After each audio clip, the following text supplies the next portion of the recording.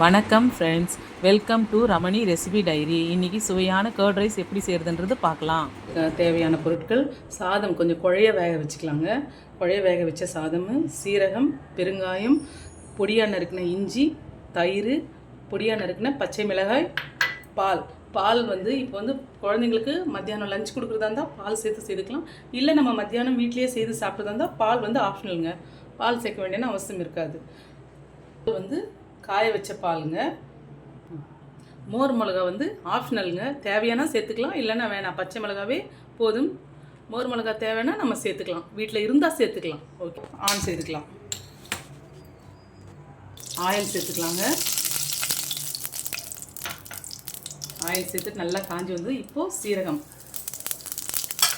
பச்சை மிளகாய்,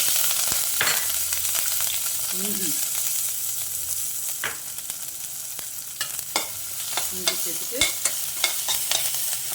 கொஞ்சம் ஸ்டவ்வை ஃபுல்லில் வச்சுக்கலாம். பெருங்காயம் சேர்த்துக்கலாம்.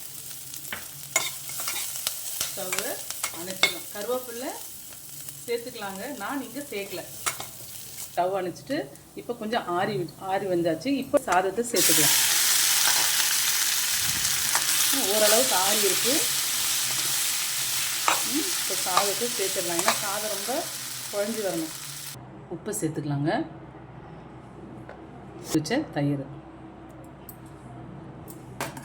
பாருங்கள், தயிரை சேர்த்து நல்லா கலந்தாச்சு. நான் இது மத்தியானம் லஞ்ச் பாக்ஸுக்கு கொடுக்கறதுக்காக மார்னிங்கே ரெடி பண்ணிகிட்ருக்கிறதுனால பால் சேர்த்துக்கிறேன். ரொம்ப புளிச்சு வந்துடும் இல்லைங்களா. ஸ்கூல் சல்ஸாக ஓப்பன் ஆகிடுச்சு, பிள்ளைங்க ஸ்கூல் கிளம்புறாங்க.